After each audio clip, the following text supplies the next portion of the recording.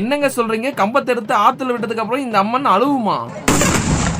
அட ஆமாங்க, குருப்பநாயக்கம்பாளையம் மாசி திருவிழாவோட கடைசி நாளான இன்னைக்கு ஞாயிற்றுக்கிழமை காலையில 6 மணிக்கு பாத்தீங்கன்னா தெப்பத்தேர் மெரமணம் நடந்துச்சுங்க.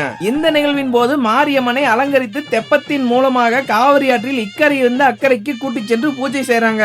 மாரியம்மன் வரவிற்காக அக்கறையில் நிறைய மக்கள் காத்திருக்காங்க. அது மட்டும் இல்லாம மாரியம்மன் தனது ஊருக்கு வந்தோடனே மக்கள் ரொம்பவே சந்தோஷமா அதற்கு பூஜை செய்யறாங்க. பூஜையை முடிச்சிட்டு திரும்பவும் மாரியம்மனை இந்த கரைக்கு கூட்டி வராங்க. காவிரி ஆற்றின் வழியே செல்லும் பொழுது இந்த அம்மன் பாத்தீங்கன்னா தனது கணவனான கம்பத்தை நினைத்து மிகவும் கஷ்டப்பட்டு அழுகுதுங்க. அது மட்டும் இல்லாம மாரியம்மன் தனது கணவரை பிரிந்த கோபத்தில் மிகவும் உக்கிரமா இருக்குதுங்க. அதனால மாரியம்மனை காவிரி ஆற்றங்கரையிலிருந்து பல்லாக்கு மூலம் சுமந்து சென்று கோயிலில் வைத்து சாந்தி பூஜை பண்றாங்க.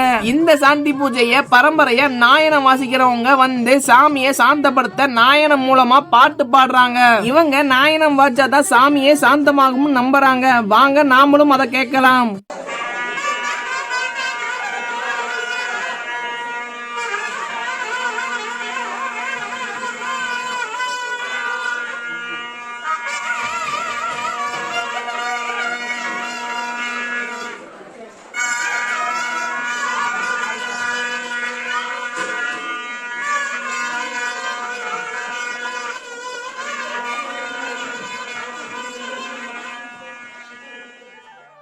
இந்த நிகழ்ச்சி முடிஞ்சதுக்கு அப்புறம் பாத்தீங்கன்னா கோயில் வாழைப்பழம், தேங்காய், இளநீர் பாத்தீங்கன்னா எல்லாமே ஏலம் விட்டாங்க. பொதுமக்கள் போட்டி போட்டு ஏலத்துல வாங்கினாங்க. அது மட்டும் இல்லாம இந்த நிகழ்ச்சி நடந்து முடிஞ்சோடனே பாத்தீங்கன்னா அன்னதானம் வெகு சிறப்பா நடந்துச்சுங்க.